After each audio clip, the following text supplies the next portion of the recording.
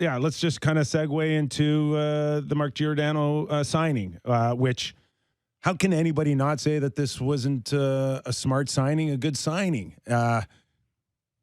800,000. I think Elliot Friedman said that the original offer by the Leafs was $1 million, and Gio went back to them and said, "No, give me $8 million, and we'll save 200,000 to go spend somewhere else." Yeah, I mean that's straight out of the Jason Spezza playbook. If I could take less, I would, literally. So let's just get to your take on this, which makes me crazy. It's the take that I've had. It's the take that many of them have. That first and foremost, yes, he is in a position where money doesn't matter. So the first checkbox is, how is this for my family? And that was the number one reason why he's not contemplating going anywhere else for maybe $1.5 million or $2 million on a 1-year deal. We think he could have gotten double. Oh, yeah. Right? Yes. So he played 20 minutes a game for the Leafs very handily. This is always the case when you've got hockey players at the end of their careers that are just looking for a big picture.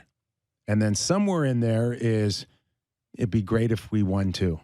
See, you have projected that onto them. I don't think that anyone has said that his priorities are comfortable housing and being near his family and wearing the blue and white.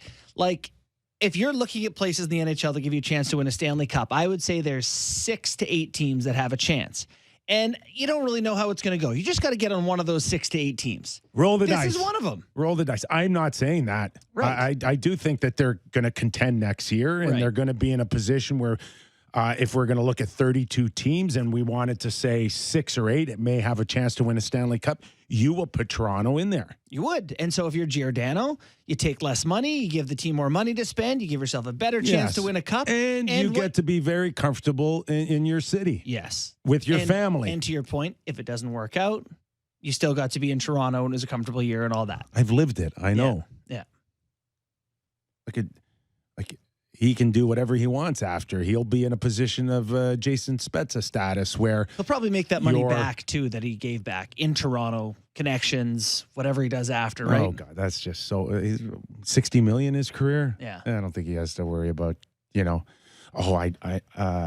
I know a guy. I know an electrician. You got an electrician? Yeah, I know a guy. Yeah. Oh, you just pay him under the table. Get a free shawarma at Osmos. Give him $100 and you'll be fine. Okay, thanks. I will say, after years of making, how much has he been making? 6 something? After years of that, the first direct deposit hit on that $800K contract was probably going to be a bit of a shocker. Yeah. No? And to be clear, I know plenty of people in the NHL who've made a lot of money who still care about money. I don't know that everyone gets to be like, well, I'm doing pretty good. Some people want to do a lot good. I'm happy he's back. I am, except for the complication of the puzzle, which we need to talk about. The only thing that bothers me is other people taking laps like it's some amazing signing, which I've seen a lot of. Like it's a depth signing. When he got traded here, people were ripping on me because I said that he's a 5th or 6th defenseman. Mm-hmm.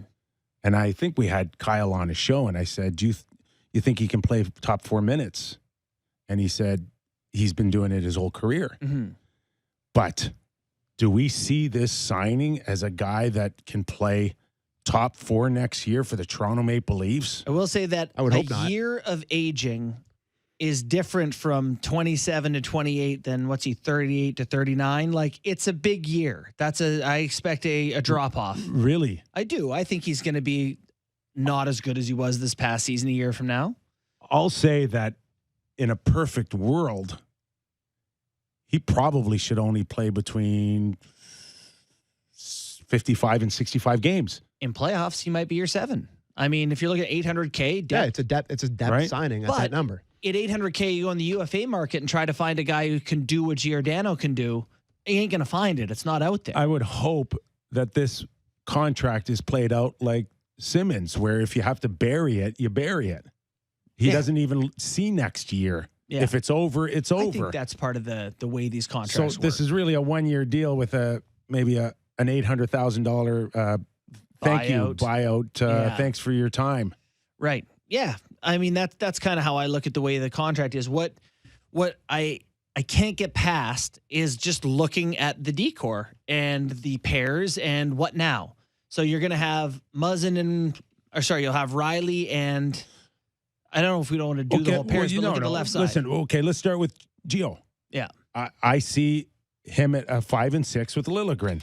That's your third pair. But here's the problem. Rasmus Sandin exists. So you've got Muzzin and Riley and Gio and Sandin and Brody. So Brody can play the right side. But you've got Muzzin, Riley, Gio, and Sandin.